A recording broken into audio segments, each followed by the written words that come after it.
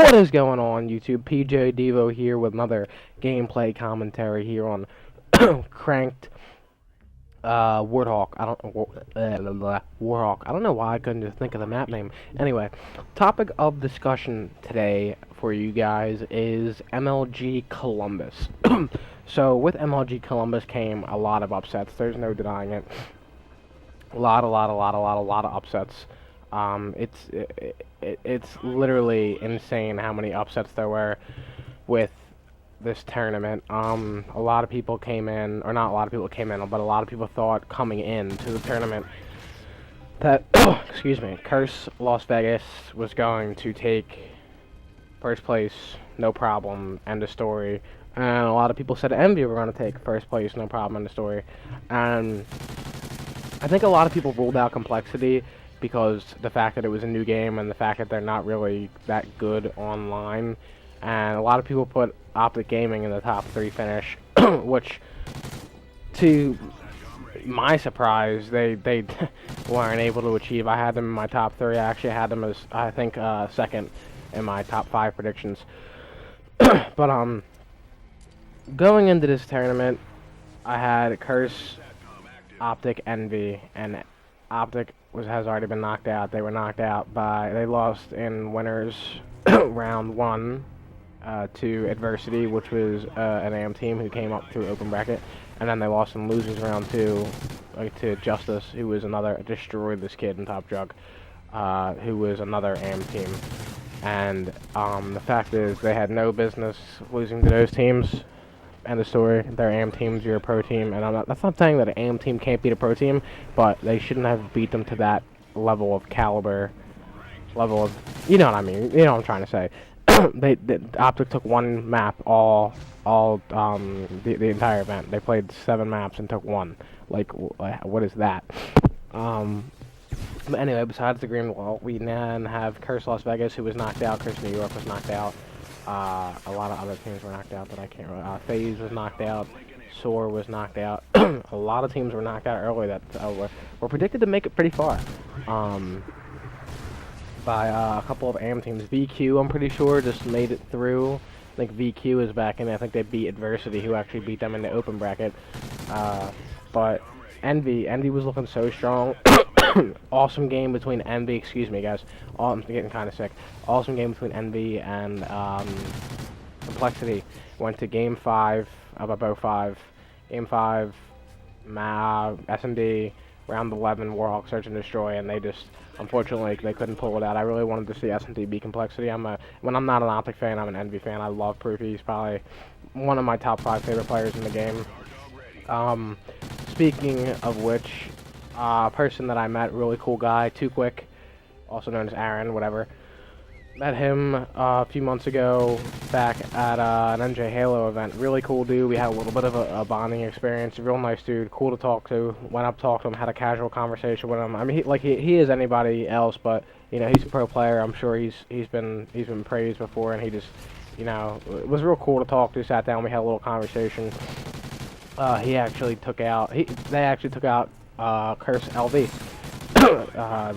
He got the final kill in a 2v1 situation against Nameless from Sovereign Search and Restore, so congrats to him. Honestly, I can't stress it enough, man. You earned it. You were on Complexity, and I'm not even sure if you were dropped or if you left, but you've had a couple of shit hands dealt to you, and you deserved a good event, and you're definitely having one. You were going off during that whole series against Curse LV. So congrats out to you. Good luck in the rest of the tournament. I hope to see you in a top 3 finish, bud. Next topic. It kind of touches home because I'm sure anyone who's been a competitive player. Excuse me. Sorry guys, NyQuil. Sick as hell. Anyone who's been a competitive player has experienced being dropped from a competitive team. No matter who you are, where you started, who you teamed with, I'm sure everyone's been dropped from a competitive team who plays competitive. No doubt about it. I know I have, I know pro players have, I know the best players in the game have been dropped from pro teams. Look at Merc. Merc was a top 3 anchor and was dropped from Optic. So, speaking of which, They drop Merc. They pick up JCap. And JCap is one of the worst S&D players. So this is the main topic I'm trying to get across to you guys, is sticking together as a team. Now, first, I'm just using Optic as an example because they're the #1 cheered on team and everyone knows who they are. Optic had Rainbow. They drop him for Nadeshot. And then a few months later, through one game, they drop Merc. Now, I understand where they're coming, where they were coming from. They were trying to win the Fall Invitational, so they picked up JCap, who was a lot more of an aggressive AR, picked up a lot more kills than Merc. End of story. Got a lot more kills. Nothing more you can say about that. But you need to stick together with your team, and there's no other way of describing it. Like, look at Optic and MW3 stuck together throughout all MW3 and lost one championship, second place. On a personal level, my Dolos, also known as Kev K Prius, one of my good friends, who I'm looking forward to meeting at UMG. We're teaming together on Team 4 Down. I can't wait a month away until we meet. He's a good bud, and we joke around a lot. But we started teaming together in the beginning of Black Ops 2, and ever since then, like everything we did, everything we played, everything just clicked. I don't know what it was or what it is about us two, but everything we do just clicks the right way. S&D 2v1 situations, S&D we've won 4v2 situations on countless occasions when we've had teammates with no thumbs. Shout out to Sam and Griff.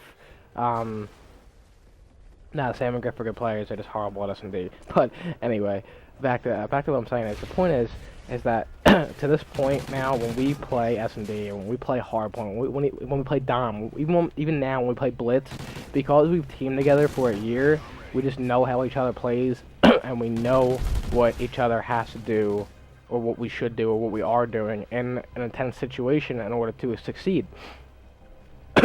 So, for example, if we're in a 2v4 and he picks off one and dies, like, and I'm doing something that he knows that, like, I usually don't do, he'll call me out on it and be like, no, play the way you're supposed to, like, play the way you do. And 9 times out of 10 I do, and you know, it'll happen. Like, we know each other to a T, and that's what happens when you team together with a certain group of people, or a certain number of people for a good amount of time. You learn each other's strats, movements, where you go, how you challenge, everything. You just learn that player's playstyle because you know each other like the back of your hand. And that's good for teammates. That's the most important thing for teammates, is to know your other teammates. That's how you fluently fluctuate as a team. But this is the end of my video, guys. There you have it. 37 and whatever. I can't really see what I did. But thanks for watching. If you liked the video, like, comment, favorite. If you really liked it, please subscribe. I would really appreciate it. And I finally have an outro. YouTube. We'll see you tomorrow.